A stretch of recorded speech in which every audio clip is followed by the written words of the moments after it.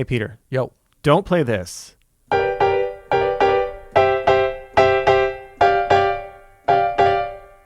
But do play this. Yeah,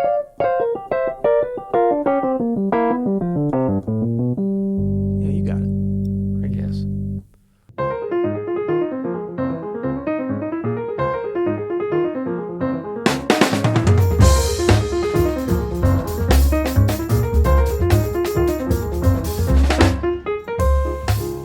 I'm Adam Maness. And I'm Peter Martin. And you're listening to the You'll Hear It podcast. Advice and inspiration for music and for life. Coming at you. Oh, it was three ways that and for life. Yes, it was my liege. How fanciful. Yeah.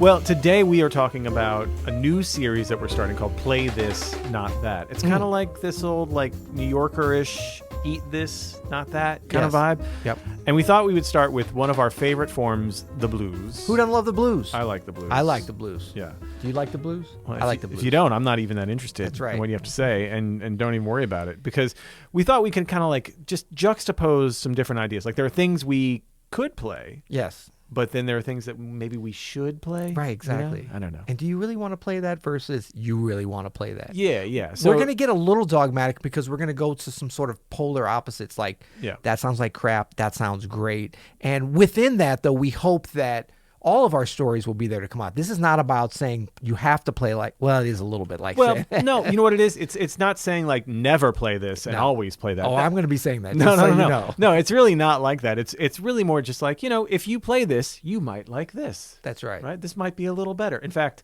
we're gonna put our stamp of approval that it is a little better. That's right. Yeah. That's right. So number one. Listen. Come on, man. That's how we always do it. But listen here. to what? Should I listen to, I don't know, Jeff Goldblum and the Mildred Snitzer Orchestra? Oh, that would be what not to listen to. Big shout out to Jeff. Yeah. Jeffy G, I love you. No, you're going to be listening to Oscar Peterson. Should I listen to Brian Setzer and the Hep Cat? I don't even know I what don't that think is. so. Yeah. I mean, maybe, but not to learn how to play, not what to play on the blues. That would be what not to play on the blues, Okay. Because, Oscar Peterson, there's certainly many others, and we've talked about them, and we'll talk about them, but we're trying to get focused here today. Okay. Oscar Peterson, and a lot of people think, if I listen to Oscar, I'm just going to be able to play the blues only like him. Great. Yeah. Your day just got better, you know? Yeah. So Oscar Peterson, that's a great blueprint to start with. Also, good luck with that. Exactly. Yeah, sounding just like that. Yeah, I would say that's a go-to, especially if you're a pianist, for some really amazing ideas on what to play. I would also maybe put in there for variety some Louis Armstrong, Ooh, some nice. Charlie Parker, even. Not bad. Well, one of the best ever to play. You're not being very controversial yet. I know, but even those three, right? Like Louis Armstrong, Charlie Parker, Oscar Peterson, you're going to be just surrounded by a wealth of information about what to play. Yeah, and this shouldn't even be controversial, but just to show that we slightly stretch here at the You'll Hear It podcast. Little Keith Jarrett for some blues.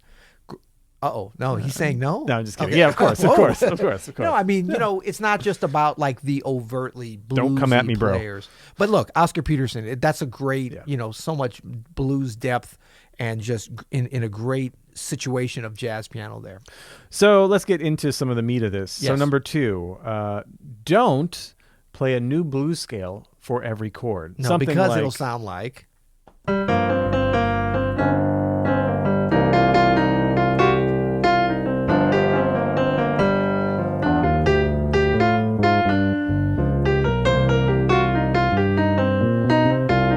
Don't do this. My phrasing is almost... It didn't sound that bad. Well, my phrasing is almost too hip for the genre here. That's right. But it's not... Listen, hey, it happens. People do this. I heard Christian McBride do this. It sounded hip AF. Yeah. You're not Christian McBride. Yes. You don't have a handle on this yet. You mostly hear this from beginner improvisers. Right. Here's what you should do, right? That's what you could do. Yeah. What you should do is just stay on that one blues scale, baby. right. Just stay through it.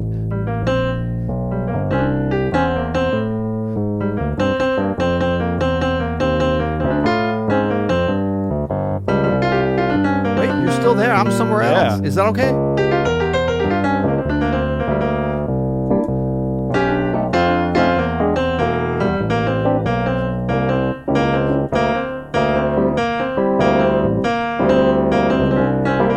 That's all that's like 3 notes of one blues scale. You don't have to get super deep into changing your blues scale with every chord. It's actually not where it's at. It's not where it's That's at. right. And especially as a starting place. Yeah, for sure. You can get to Christian McBride later, a little later on. But also, it's easier. Just stay with the one. Exactly. There's ways. Just tell your story with that one chord. Exactly. Cool. And then I think a lot of these other play this, not the knots, but the play this, you're going to be able to layer in with that, staying on that same tonic blues scale as well. It's going to work good. Number 3, and this is to our pianists and guitarists out there. Don't play your cheesy blues chord riffs. No. Give them an example. Like, if you will. Don't play like, or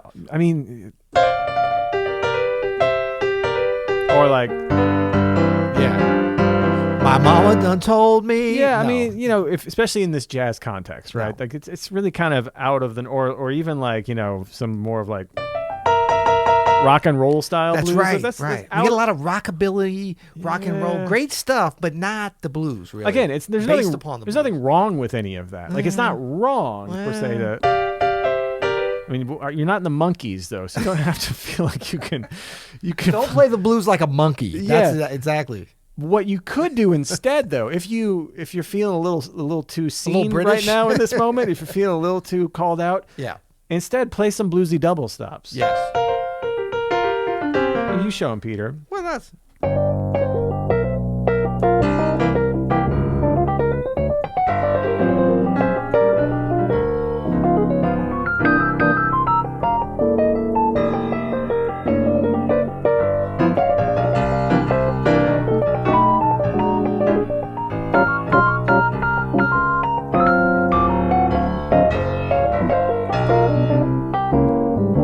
But there's no. Oh, actually, that sounded okay. Sorry. As I was saying. Yeah. I was trying to go monkeys. I couldn't do it. I got stuck. Or this I is, forgot I about- love this one too. This Little block chord blues. little Block chord little block chord blues. I mean, unless that's your bag, but hey, man, don't forget Oscar on Bag Screw. That's There's true. some block chord blues that are super That's hit. why we said number 1. Listen to Oscar Peterson. Then you can do any of this. I mean, think about Oscar Peterson. You know what it is? A trio record he never made, which would have been great. You know what it Oscar is? Peterson plays the Monkees. It's someone Would have been amazing. Yeah, Oscar Peterson plays. It's somewhat. The British Invasion. What you don't want to be is that person that owns the entire Schirmer Boogie Woogie piano blues catalog. Is that a thing? Yeah. Oh, okay. And then you're just translating that when you get to the jam session. You'd rather do some hit bluesy double stops a That's la right. Oscar, a la Herbie Hancock. Oh, yeah. Just an idea. Yep. Number 4. Number 4. Don't always play bebop changes. Like when you get to the 3, 6, 2, 5, 1. You know, like you play some good stuff. 4, and then you want the 1. All that's cool. Back to the 4. And there's nothing wrong with going down to the 3, but you don't have to be. Oh yeah. Oh, I mean, there's a time and place for that, but don't always do that. don't always. And don't do come it. out of Yeah, character doing that. Now, a way that you can do this, and really even just to give it some variety, to still play a 3, 6, 2, 5, 1, as opposed to where it may not fit right, is go Oscar Peterson again. Number 1, Oscar Go Peterson. OP. You down with OP? Are you down with OPP? Yeah. You know me. Look it up. Oh boy. All right. Oh boy. I'm not down with that. Okay, so we're going 3, 6, 2, 5, but we're going straight dominant. Now we're not bebopping. I mean, we can go you're bebopping doing- with the lines. Yeah. We got a little asterisk there, but Yeah. Don't ignore your bebop lines. No. Because that's a big part of this. But I love what you did there. So instead of B minor 7, E7, you did B7. You did B B7. dominant 7, right? Yep. To E dominant 7. to E down. Yeah. That's a very Oscar. Oh, you know what you could do in this situation too is maybe all dominants. We're gonna Actually. get even more Oscar. I'm here. dominating my dominance. You know what I mean? Get some more Oscar in here. Throw a little bluesy double stops in there Oh yeah.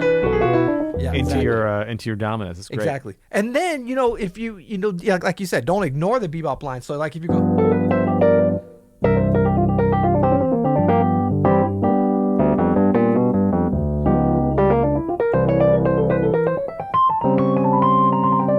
Like you can go up to that diminished, going up to the 5. Yeah. Or the 1 over the 5. Yeah. That's a good place to sneak in some bebop. Or maybe to the 4. But now we're going dominant 3.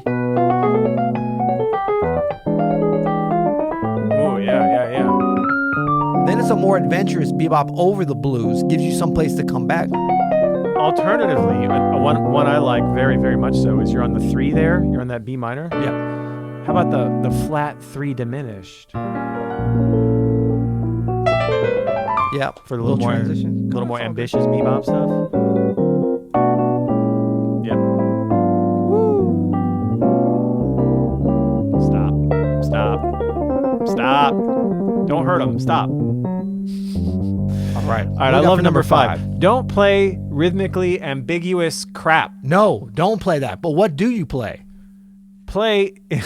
Do emphatically state with precision your rhythms. Okay. So what's the difference between this? Play an example. Don't rhythmically ambiguous crap. So something like.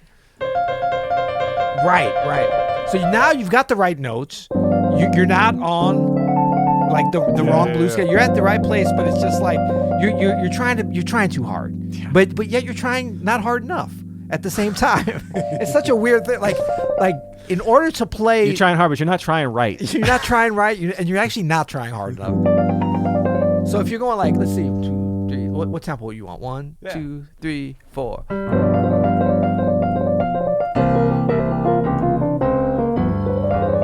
Like it's just kind of out of time and sloppy. Oh, I'm so bluesy. Oh, I'm just feeling bad. Why you gotta crank up your nose like that too? Huh? Why you gotta crinkle up your nose? I know. Like That's that? well, we're gonna get to that later too. Yeah. Yeah. So like, you don't have to play like a robot. But again, we're gonna take a cue from Oscar Peterson. Yeah, man. He might go like if it's a little like.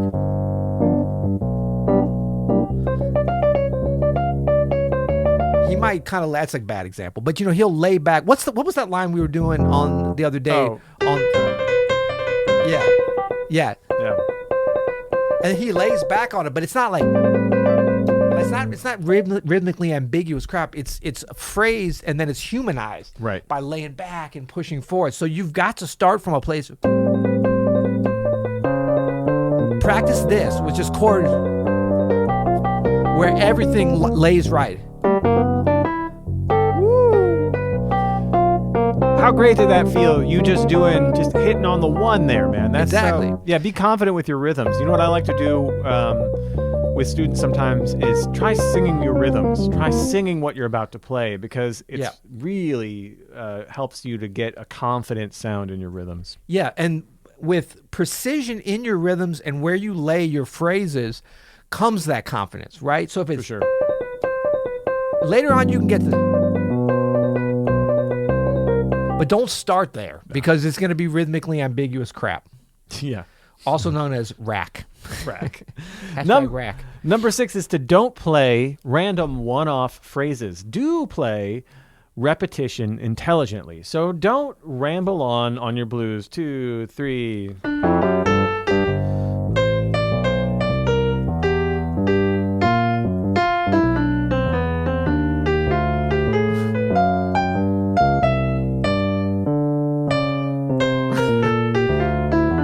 Wow, you're kind of working in some rhythmically ambiguous crap at the same time, aren't you? They usually go hand in hand. Do you like that transition to triplets? Look at my technique. Isn't it glorious? This is so bad, it's like messing up my bass line. It's terrible. Don't do that. How do you do that? That's hard. Don't do that. I just let my inner self come out. Now we're going to do some repetition. Yeah. But we're going to do it and check it out. How much easier it is to do repetition.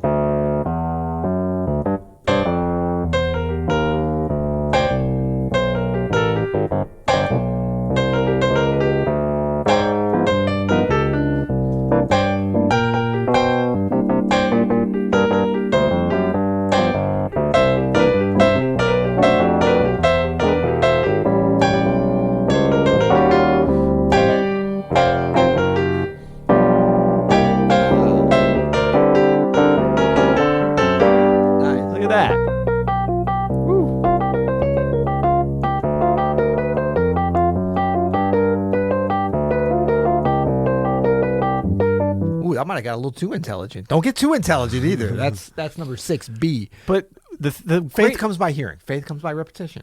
The good book tells you that. So one of the great things about the blues is the repetition. Yeah. I mean, the entire form is based off of this. A, right? Like, well, it's A, B, C, but those first two sections are usually some kind of repeated thing, and then you may or may not resolve it in the resolution. That's right. You know, Bag's groove is that same thing that happens 3 times in a row. You know what I mean? There's nothing wrong with it. Now, what instead of if Bag's groove was written like this, right? Started from the top. What if Bag's groove was like this? 2, 1, 2, 3.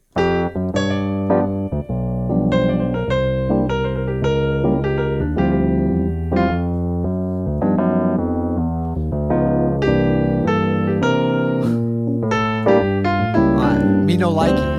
No, stop it, please. I'm loving going into these triplets. I love your like wandering mind. I can't play the triplets and look at my hands. I think they're ashamed of me. Yeah. No, but obviously exactly, it would have left the beauty of the foundation of what was there. Yeah. Of the beauty. I mean, play it again. Again, it's like you're trying too hard, but you're not trying hard. Exactly. I love that phrase, man. Well, and I think a lot of this. Look, I mean, you got to put on a little bit of fake it till you make it with this kind of stuff. For sure. Yeah. Because I mean, we're joking about play like Oscar Peterson, listen to Oscar Peterson. You got to listen a lot. You're still not going to sound like him. But what we're trying to do is take the concepts. So you're not going to be able to play as complex as Oscar Peterson. You're not going to be able to play probably with as much rhythmic precision as he did, but you can do your version of your story of that. So that might be.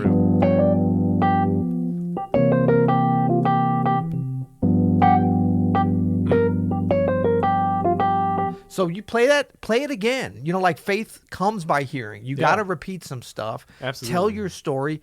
Be confident. If it's just.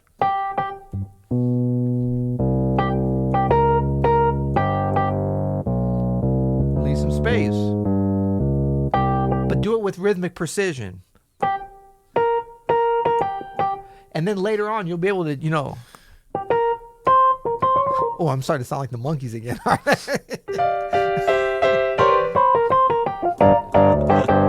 Man, once it gets in your mind, man, it's there. I love. Listen to Oscar Peterson. I love the Monkees. I'm not ashamed of that. Who are they? I don't Monkees. even know who. I mean, I can picture them. Hey, we're the Monkees. No, I know, but weren't they a fake band? Yeah, they were. Yeah, okay. They were excellent.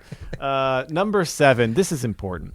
Don't take on some sort of bluesy persona with some kind of fake stank face just because you're someone called the blues at the jam session. Like we've shown some examples of that today. Yeah, like intentionally getting sloppy, or like you're looking into the sky for some kind of inspiration. I can't look at myself. Trying to lay back because you think that's what it's. Yeah, the blues or be does. sloppy. There's nothing sloppy about the blues. No. There's freedom in the sound and the phrasing and all that, but it's not a sloppy thing. It's not like yeah, man, I'm getting sloppy on my blues. In all seriousness, man, getting on drugs. No, the older I get, the more I realize that the blues is, as a form, is a complete gift to humanity. Yes. It really is a gift to us as musicians too, as this incredibly simple, gorgeous form. Yes. That is so fun and malleable to play over and can be anything we want. So tell your story. Don't take on some kind of fake ass blues persona. That's right. And try to do something that's not you just because you're playing some form. Like, really just be yourself and let the blues take care of itself. It'll happen. That's right. And so we're not trying to downplay the cultural aspect and the history of the blues and how it came up. That's so important. That's the gift of the blues, really. But to honor that is to not to try to take that on in a fake way. It's to take the musical attributes. Not just like, but you could talk about, like, let's play some Baroque music. Let me go get my powdered wig, my liege. My gosh. Before, no? No, but it's true. It's the same. It would be the same kind of vibe. Yeah, so we don't need to do that. Now, can we connect with Baroque music and still speak English and act like normal people? Have respect for the gift that the founders of this gave to us. Exactly. And be true to it and true to yourself. Yeah, so no stank face, or authentic stank face only. Yeah. And the sloppy thing, that's not cool. Because actually, if you think about some of the, I'm talking about some of the greatest Delta blues musicians. I mean, going back to Robert Johnson. Just all the OGs. And look, we're talking about jazz blues through Oscar Peterson as kind of our, and obviously there's a huge history that led up to that point. All sorts of genres. There's fake band blueses like the Monkees. That's right. Yeah, it's been, talk about appropriation. But the idea is that, like, the actual great blues players, there's such a precision in what they're doing, but there's such a sophistication and nuanced approach because it's such a specific kind of a sound. It can't be forced into this kind of classical notation. Totally and even true. this idea of the 12-bar blues, yes, of course, we do that mostly in jazz, but that's like a fake construct, actually, because the blues can be any number of bars. Absolutely. Yeah. Cool.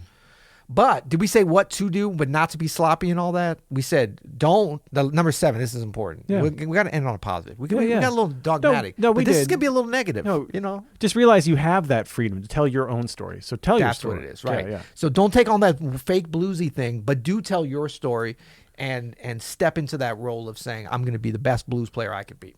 Man, this was a fun episode. I love this new series. I think we should do another one, depending on how well this one does. But how will we know if it does well or not? Well, please hit us a like and subscribe. It really does let us know what you like. So hit like and subscribe if you found this to be helpful and or interesting or you just didn't hate it. That's right. We are sponsored today by Open Studio. Go to openstudiojazz.com for all your jazz lesson needs. We have tons of piano courses, saxophone, trumpet, drums, bass. We have a new course from Christian McBride coming out. That's right. Coming out in a number of days. Coming out this month. And that man can play the blues. I'm telling you what. He can play the blues. There's no fake stank face coming from him. No. If there's any stank face, it's authentic and related to what he's playing. Yeah. And I'd just like to say that I don't know if you know this, but all of our courses at Open Studio are currently FDA approved as being safe. FDA and CDC approved because you are receiving them via the internet, which is a very safe way to receive the courses. Have they been injected with various sprays and chemicals that could possibly... No, they haven't. That's what I'm saying. It's all good. This is the time to stay at home, shelter in place, learn at home so that you're ready to come back into the world, play the blues, play your jazz, and do all your certified organic. It is certified non-GMO. Non-GMO. Exactly. Until we get in any more trouble, you'll hear it.